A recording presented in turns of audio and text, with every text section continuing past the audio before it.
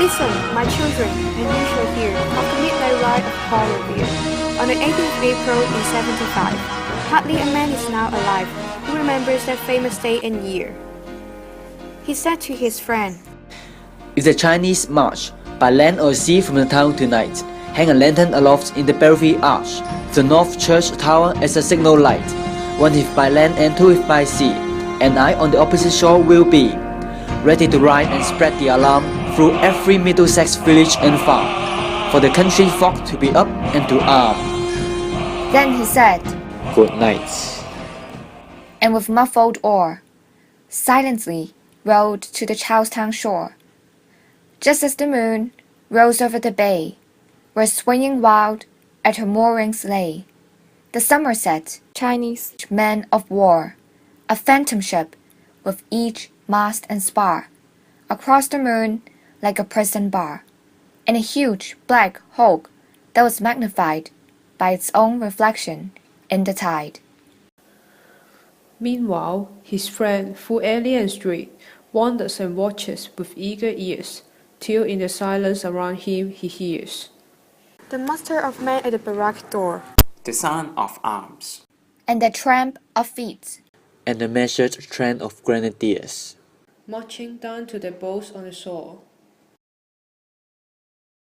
Then he climbed to the tower of the church, up the wooden stair with stealthy tread, to the belfry chamber overhead, and startled the pigeons from their perch on the sombre rifter that round him made masses and moving shapes of shade, up the light ladder, slender and tall, to the highest window in the wall, where he paused to listen and look down, a moment on the roof of the town, and the moonlight floating over all.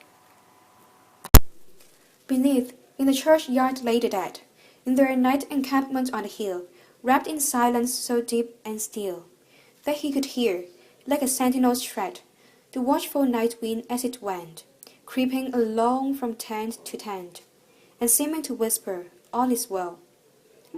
A moment only he feels the spell of the place and the hour, The secret dread of the lonely belfry and the dead.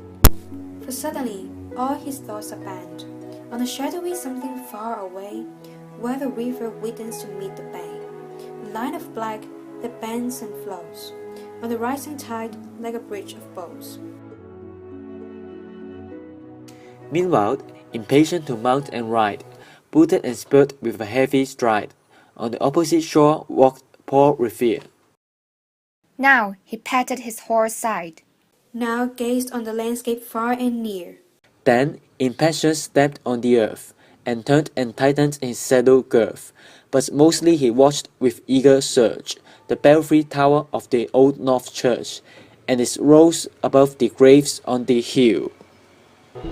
lonely, and spectral, and somber, And still, and lo, as he looks on the belfry's height, a glimmer, and then a gleam of light.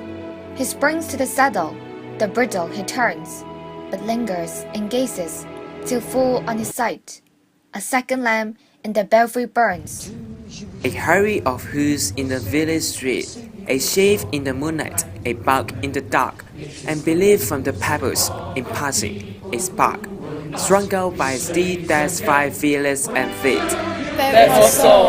And yet, through the glooms and the light, the fate of a nation was riding that night, and the spark strung out by that steed in his flight kindles the land into flame with its heat.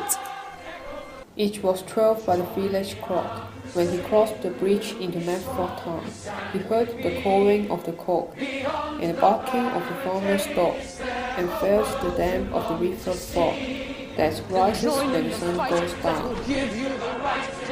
It was 1 by the village clock.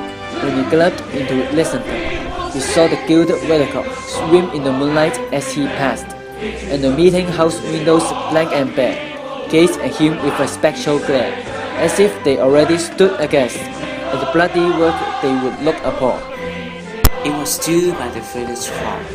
When he came to the bridge in Concord town, he heard the bleating of the frog, and the treatise of birds among the trees, and felt the breath of the morning breeze blowing over the meadow's brow. and one was safe and asleep in his bed. Who at the bridge would be first to fall? Who that day would be lying dead, pierced by a British musket ball? 如果今天我们不争取的话，没人会为我们争取。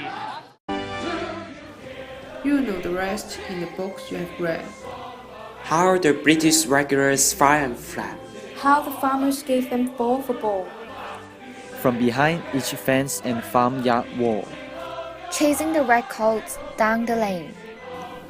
Then crossing the fields to emerge again, under the trees at the turn of the road.